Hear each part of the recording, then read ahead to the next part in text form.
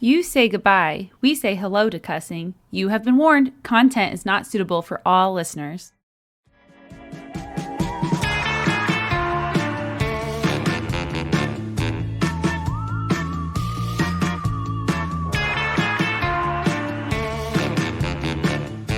Welcome! You're listening to Bewitched Banter. I'm Krista, and I believe that people are inherently shitty. And I'm Amy, and I tend to believe that people are naturally good. But ironically, I'm a super believer in the supernatural and all things spiritual. And I'm a total skeptic. We're best friends, and in this podcast, we're seeking to explore and understand each other's perspectives with deep dives into the spooky, the spiritual, the magical, and the mystical. And some straight up spoofs. Today, there is no titties flying at me. I'm kind of regretful. I know, I'm being modest today. I got my top all the way up She's to my neck. She's English lady today. A proper I got my lady. pinky out. Oh my gosh. Well, today we are covering another topic of amazingness. Last week was dreams. This week is Ouija boards.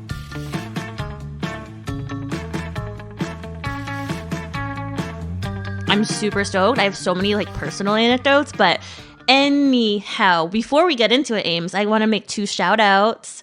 Shout outs to our listeners. One of mine is a very good friend of mine from high school, Sarah Petro, now married name, whose last name escapes me right now. I apologize, Sarah, out there. Shout out to D Block. And thank you so much for listening, and truly makes our day. And because Sarah told us that she listens, we gave her the keys to some topic ideas coming up. So I definitely want to do aliens. Yeah, we're going to do some listener picks from Sarah. So thinking aliens. I had another shout out, but honestly, my mind escapes me. So, I know what it was. Abby. Back to my ASU peeps and my Arizona girls. Abby's a dear friend of mine, like a big sis. And Amy was like, hey, we got a new review. And I was looking through all of them. And then I saw that Jax and Callie, and back in the day, I think we shouted you out, Abby, and we didn't know it was you.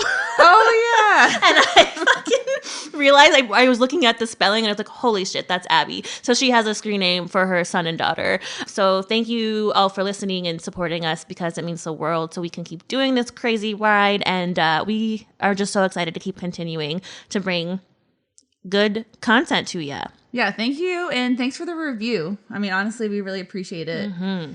I am so excited for Ouija board. Yeah, she's been talking about it for 2 weeks. Yeah. And I'm like, oh girl, I got personal stories. So well, hear the skeptic being excited about a Ouija board. I know. And you better not have brought no bullshit in my house, by the way.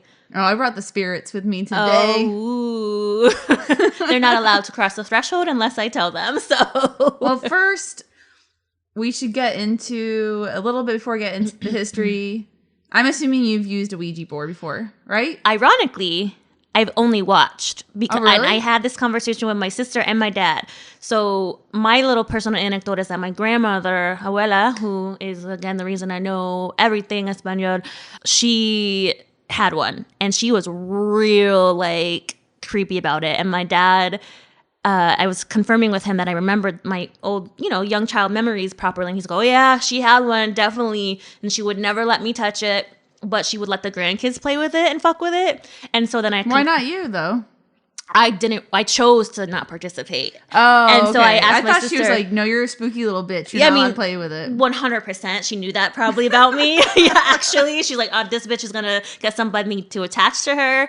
I think from being a kid, I always knew I had something. But so my sister and my boy cousins would all play on the hin side. I confirmed that with my sister. She was like, yeah, I don't remember you ever playing. I was like, yeah, fuck no. I'm not trying to have something follow me. But I would watch them. And my sister's like, she's the doctor, y'all. Remember this. And she remembers it moving. So I can explain why it moves in a little bit. Oh, let's hear it. Yeah, and then I actually have used a Ouija board, but... So no, I haven't. Answer your question. Mine was homemade. It was on a cutting board. I have vivid memories of this. I don't know which friend it was with. But it was a cutting board I got from the kitchen. In my upstairs bathroom, I lit some candles. I cut out paper and used a Simba cup.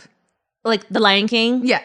Oh, very do-it-yourself, and I was an asshole moving the cup to scare my friends. Oh, you're a little brat. Yeah, that's totally, not nice. I would totally be that person. That's mean. I knew you would. I have some quips about that in my story for you, so Yeah. it's coming.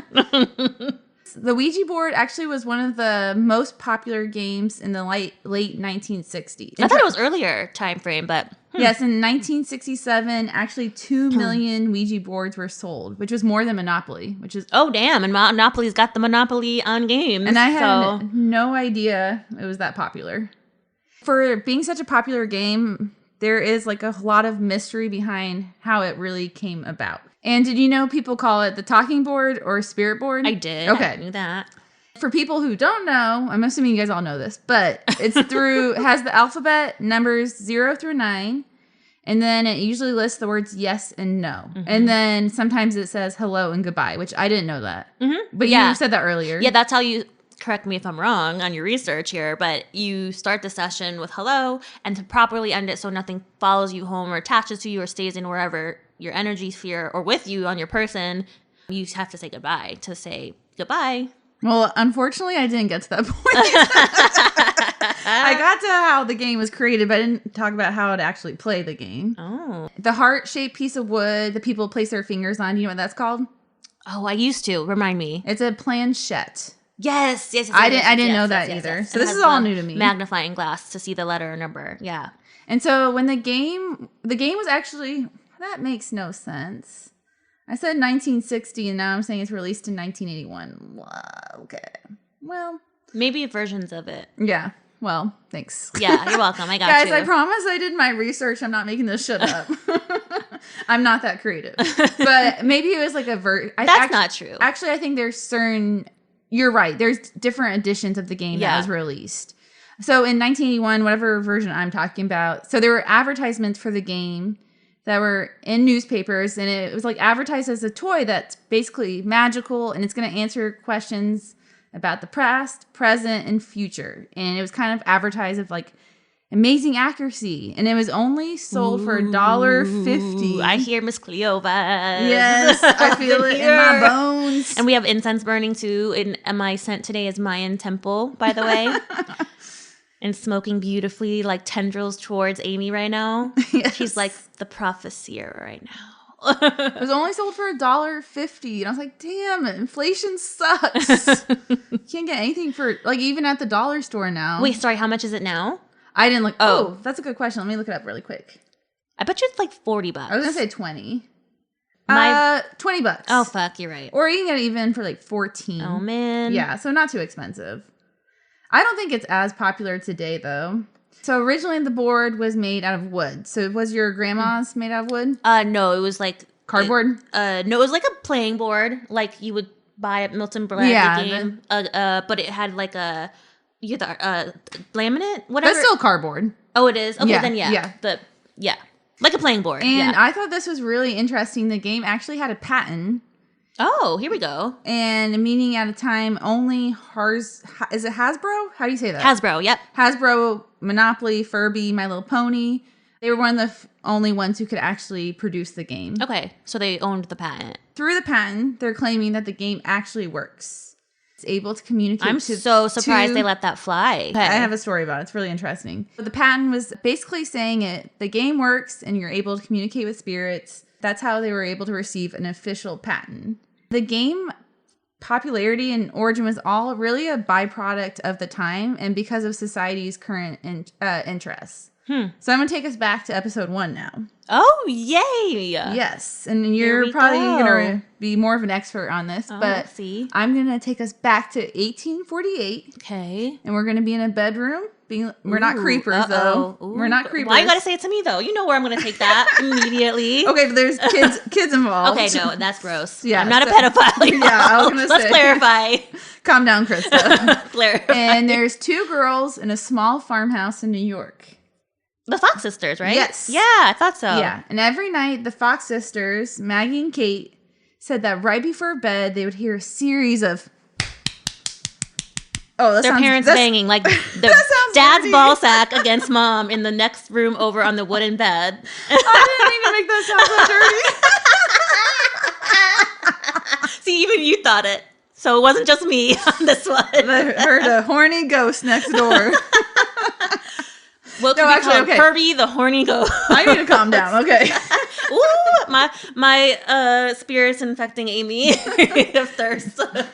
No, but they would hear a tapping on the walls in the bedroom and also on their furniture. Clap, clap, clap. Yes. Sorry. Mommy, daddy. What are you doing to mommy? But they invited their neighbor, and they invited their neighbor. They're like, you got to come witness this. So the neighbor came over, and they asked the spirit to respond to different questions. And one of them was to make like a thud for every year the neighbor. They asked like, how old is the neighbor? I don't know how old she was, but what if she's 80? That's a lot of thuds. Yeah, so the spirit would respond.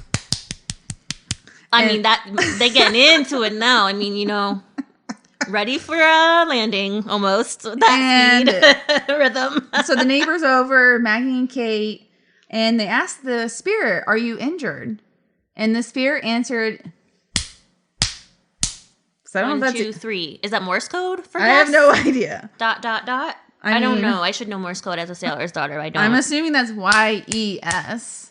Oh, okay. Because no would be two. Well, SOS is dash. But if they're asking a yes and no question. Yeah, you're right. Okay. So no would be. We're geniuses. Okay. I mean, that makes sense to me. Yeah. I mean, perfect. Like you covered in episode 1, we know the Fox sisters are frauds, and they're really just playing a prank.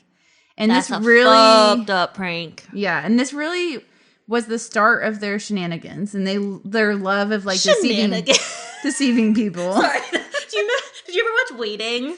No. That's the name of the restaurant. It's supposed to be like Bennigan's, but it's called Shenanigans, and it like takes you through the lives of the wait staff, and it's like fucking hilarious. It's a TV show? It's a movie. Oh, okay. With I'll Ryan check Reynolds, it out. but oh my god, Shenanigans.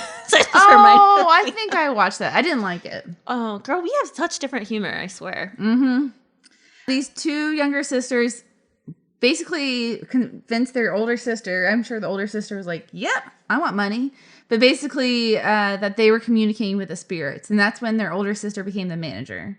And then we know the two younger sisters like traveled around the world and they're really famous mediums. Yep, and people came to them too. So not only were they getting booked around the world, but people were flocking to see them, from what I recall. I know. I was researching. And I was like, Crystal will fill in the rest for me. Oh, sweet. Got you with the assist for March Madness. Yeah. But we know these sisters basically were like the catalyst of spiritualism, which we haven't really covered, which I think would be really interesting. It's a religious movement that focuses on the belief that spirits of the dead do exist, and these spirits can communicate with the living. Yep. And we have to think about the time. So this is when the Civil War had just ended. Can you imagine the bodies and the just, how horrific that probably was.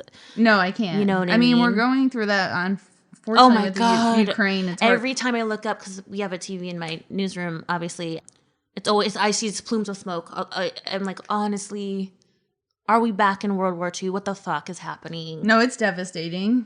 So yeah, God bless anyone in Ukraine or has Ukrainian family members. Yeah, I mean, it's horrible. And it's just all like one man's fragile ego. Yeah, right, dude? Like, first, like I said this before and over again. Motherfucker, you already won the war of information. You already fucked up our country in the First Amendment. So what else can you do? What else can you fucking do?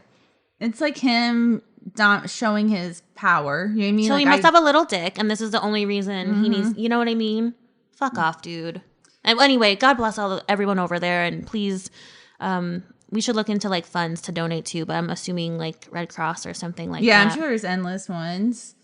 So it's around the Civil War, and so you have to think about like several families at this time are like mourning the loss of like their fathers, the sons, their husbands' lives. This really gave fire to the spiritualism movement, and people at this, because there's so much loss, people are desperate to communicate to their loved ones. Yeah. I mean, a sad. I remember covering this. Yeah. Yeah, a sad time. At this time, in 1886, newspapers, like I mentioned earlier, started spreading about a mysterious board called the Talking Board.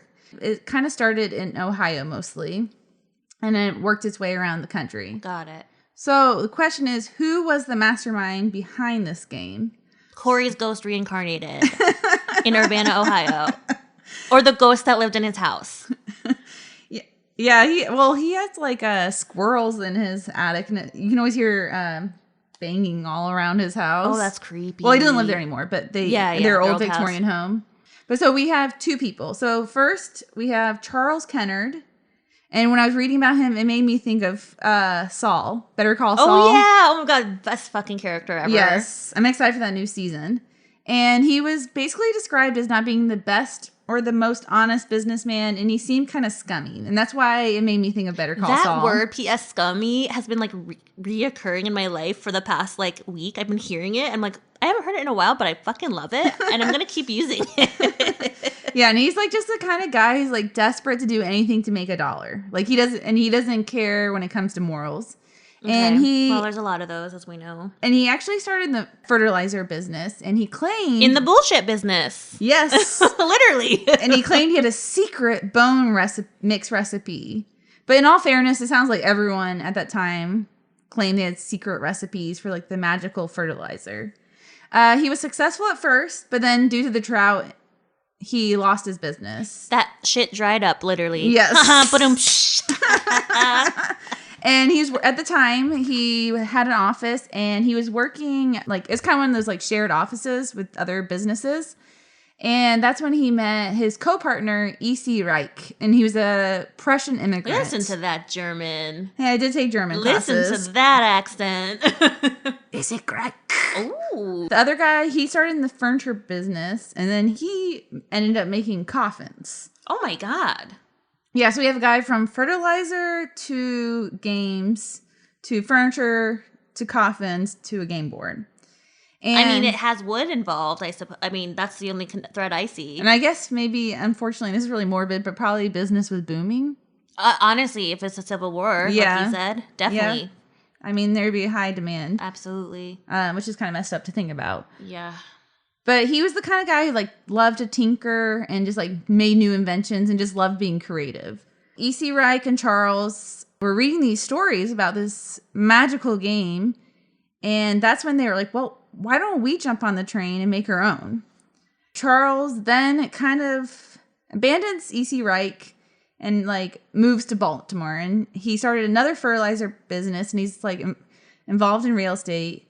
And while he's working in these two companies, he doesn't want to give up on the idea of having a successful talking board, like make the game actually be successful. Mm-hmm, mm-hmm. So he's going around kind of schmoozing and pitching his idea to several investors.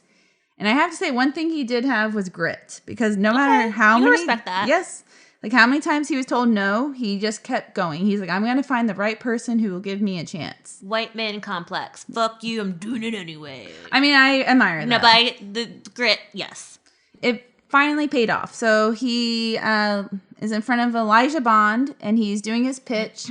And it's perfect because Elijah Bond actually had a sister-in-law named Helen Peters, and she was a practicing medium. So Elijah invests, and this is basically when they start manufacturing and mass producing the Ouija board, like the ones you purchased today. Okay. Dumb question. They must have had the mass press at this point. Or did they hand letter it? Because if they did, that's incredible. I didn't get that far. And also, to me, if you're hand lettering it and stamping it, that to me means more energy, more hands are actually touching it. So more room for, this is my spiritualist talking, but like, I don't know, again, maybe to help them make this claim that it could work. Yeah. Basically, Helen is a huge key in this whole process because she's the medium, right, who can talk to the spirits. She was actually able to convince the U.S. Patent Office to grant the Ouija board a patent. Get it, Helen. She didn't only successfully get a patent from the U.S. federal government. She also received a stamp of legitimacy from the government that the board was called Ouija because the spirits had communicated to her through the board and that the name meant good luck. And it doesn't mean anything, right? If I recall. It had nothing to do with the fact that she was wearing a locket that had the words Ouija on it. Oh, shit. Was it a brand? What was it? I have no idea, but no one knows? She totally lied about it. Well, girl. Because they said at the time she had a necklace and it said Ouija, and she probably just was like, what's the name for it? And kind of looked down. Oh, shit. Let me look. Oh, lamp. I love lamp. Oh, it's the spirits communicating to me through my chest. Mrs. Doubtfire. Charles actually, through this, is one of the only successful people at the time to patent a board game. Obviously now there's several games that have patents. Sure. But he's one of the first pioneers, I guess you can say. So smart. Yes. I mean, holy shit. At this time, kind of like I mentioned, because of the Civil War, people had a very different relationship with the idea of death. So you have to remember, at this time, the average person was only living to around the age of 50. Mothers... That's kind of a mind F right there. Mm-hmm. And, like, it was more common to, like, experience, like, miscarriages or infant deaths. Or birth and labor, right? Because they didn't have sanitization or hospitals as much. Yeah. So really death was more on people's minds than it is today. Because it was more something that happened more frequent. This is kind of where we get to like the dark part of the Ouija board. Okay. And it's all due to what we find in most of our stories. It's because of assholes. Greed. Assholes who have greed. Yeah. Mm-hmm. Greedy assholes. What do you say? Greedy assholes. Yes. Nice way to put it. In the early 1890s, 2,000 boards were being sold a week. So that's quite a bit. Oh my God. Even now, shit, I would love if we could move merch like that. I mean, yes. Shit. And this is where it kind of sucks for Charles. So he mistakenly cashed out too early. Because he kind of thought he reached his peak. Sucks to suck. Yeah, Peacock. And he sold it to William Fudd and Isaac Fold. Or Fold, if I'm saying that right. And this is where William and Isaac, they actually started making millions of dollars from this board game. Wow. This is where William ended up, like we said, greedy assholes, became very greedy and decided he didn't care about his relationship with his brother and decided to ensue like several lawsuits so he could have the sole ownership. So he's putting the money over his family, which I think is really messed up. This made Isaac so upset, which rightfully so. I'd be like, you're my family. Come on. Like everything is above, to me, family first. He actually had dug up his deceased baby daughter. They had like a family gravesite and had her buried somewhere else. Like out of principle. Because he's like, I don't want anything to do with you. Wow. Because of this, the two sides of the family really hated each other's guts. Yeah, but I mean. And they didn't speak for almost 100 years. Because of this feud. Oh, like all the relatives. Yeah. Okay. So like the daughters and the granddaughters, they like hated each other. That's some like old school Italian shit. Mm-hmm. Or Greek shit. And this is where karma gets the best of William, though. And if you believe in paranormal, you might think this is karma, or maybe it's like the spirits fucking with him in the afterlife. Most def the latter. Yeah. William's working at a factory and he's installing a flag. And he's leaning on a railing, like probably to like, you know, lean over and hang the flag up. And this is when the railing kind of gave away and he falls down with the railing. Oh. And he falls off the roof. And the coroner stated that... Shit. This part I don't understand. That he had a broken rib that pierced his heart. Oh. Which honestly, I kind of feel bad what I just said. That's tragic. Oh, that's... Sorry, I'm very squeamish, as y'all know. And the coroner must have been into the supernatural, too, because he told the family... Well, wasn't everybody just back in the day, you know? Yeah, and this is like, again, spiritualism. It's running rampant. And he tells the family, hey, the father communicates to me that you should never sell the rights to the Ouija board. Like, it never should leave this family. That's right. Generational wealth. They did follow his advice, but 4 decades later, they did end up actually selling it. And they sold it to the Parker brothers. Okay. Yeah, and this is when they moved the factory to Salem, Massachusetts. Oh, even creepier. And so they moved the factory, and this is when the Salem witch trials had just begun. Holy shit. And because of like all these events, this is when the game really took off again, and it sold over 2 million boards that year. I didn't realize it was around during that period. Yeah. Whoa. Yeah, it's very interesting. I would most definitely be burnt at the stake. Actually, no, they hanged in Salem, if I recall my history properly. Yeah, they didn't. I would be hanged because I would definitely have one of those boards back in the day. I mean, I think we both would. We know, like, Ouija board has been inspiration for Hollywood, but also famous poets. So, okay. I didn't know that. Sylvia Plath. Oh, yeah. She used it, and she was a depressing lady. Yeah. Depressed lady. A little bit of a downer, right? she used it and she said it as an automatic writing tool. So I guess it helped her. And then there's someone I didn't recognize, James Morrell. But I guess he was a Pulitzer Prize winner. I should know that. And Whoops, the game was actually I always kind of view as like this sinister game, but at this point it was seen as still being a rather innocent, fun game. Okay, so no one really bought it. Well, or they did, but they didn't. They did, but it was harmless. Like, they didn't think that demons could come through it. Yeah, like kind of how you were like, I won't fuck with it. Nope. I was like, literally, I was like, please God, do not let her bring one into this home. Like I was like, well, you know better. I own one? That'd be really. I don't know, to fuck with me. I thought maybe you would like even do one like a hand drawing of it, but I was like, no. Mm-mm. It really, the perspective changed when Hollywood started like monopolizing on it and making it. And the movie that really changed everyone's perspective. Do you remember this? Because I don't remember Rosemary's Baby, The Exorcist. Oh, okay. So that's later. In the movie, I don't remember this at all, but the daughter explains to her mother that she uses the board to ask questions to the demon that actually ends up possessing her. Yeah, in the movie. okay. I have a few possession stories for you coming. Which I should remember that because Corey watches that movie every single Halloween. It's like his tradition. I don't remember that either, though. That part. Maybe it's the original. I don't know if I've seen. Maybe it. Yeah. Or I probably saw the original in like middle school. Been featured in like almost about like 20 movies. And I'm surprised not more, actually. This is my favorite part of my whole entire research. Uh-oh. Let's hear it. Bring it home. Yeah, so the Ouija board, like I said, does actually work, but not in the way we probably wish it did. It's not through the spirits that the planchette moves, but a professor named Sydney Fells, she threw like a Halloween party for graduate students, and she put a Ouija board out. They're having a lot of fun. Through like watching them, kind of like sparked an interest into her. And studying, And this is where they discovered it works due to something called the ideometer effect. Whoa, so it does work? Yeah, not by spirits, but it actually like moves? Yes. And so, what the fuck? I did not know that. Honestly, the believer's like even shocked. This is incredible. So I'm going to get very scientific here. You're a doctor now. Dr. Holt here. She's back. Yes, she's back. The ideometer effect, it's described as the influence of the unconscious mind on muscle movements. So in breaking it down even a little bit more, it's basically the unconscious mind that can direct movement in the body.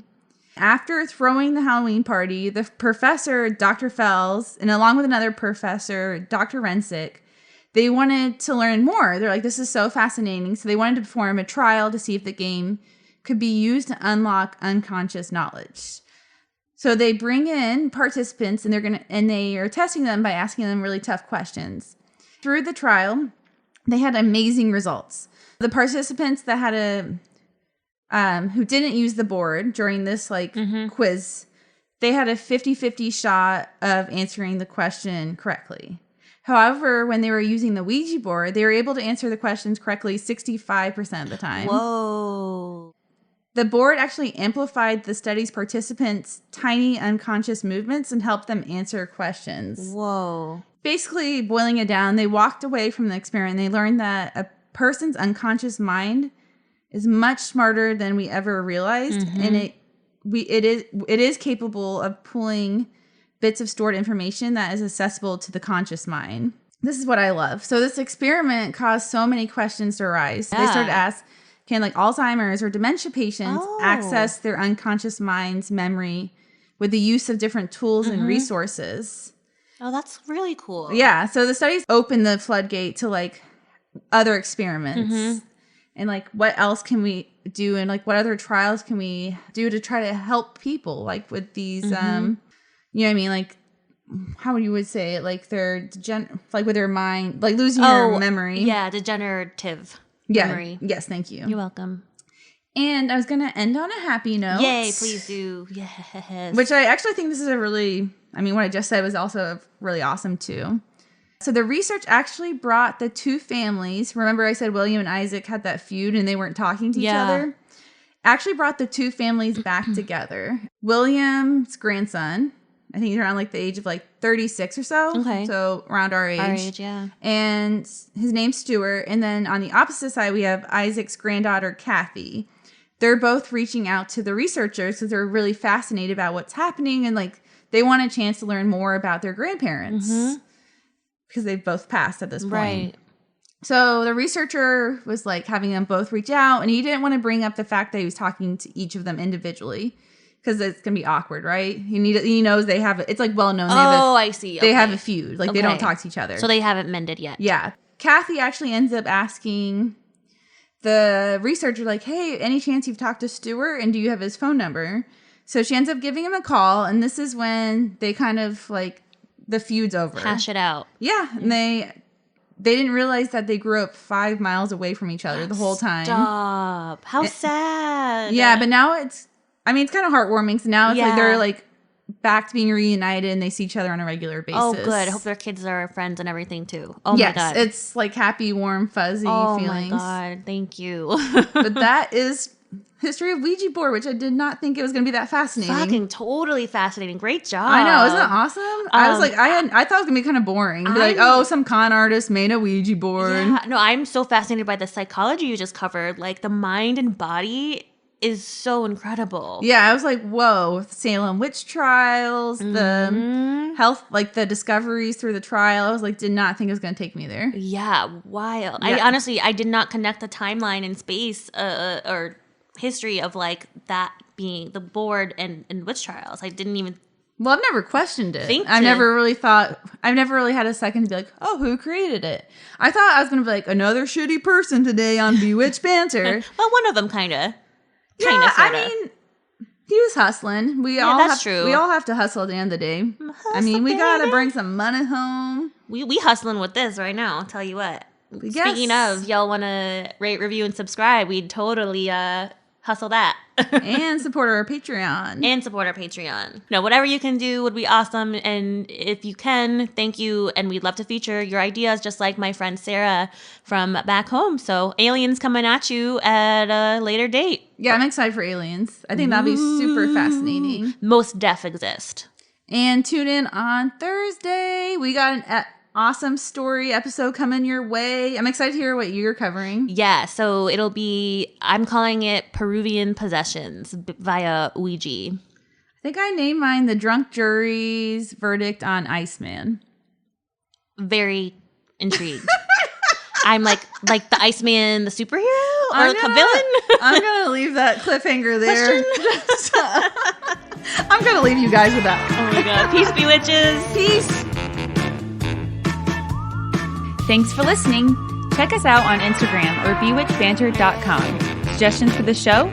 Email us at bewitchedbanter@gmail.com. Credits, music Phantom Fun by Jonathan Boyle from premiumbeat.com. Podcast edited and produced by Kristen Hinz and Amy Holt. As always, if you enjoyed, please rate, review, and subscribe.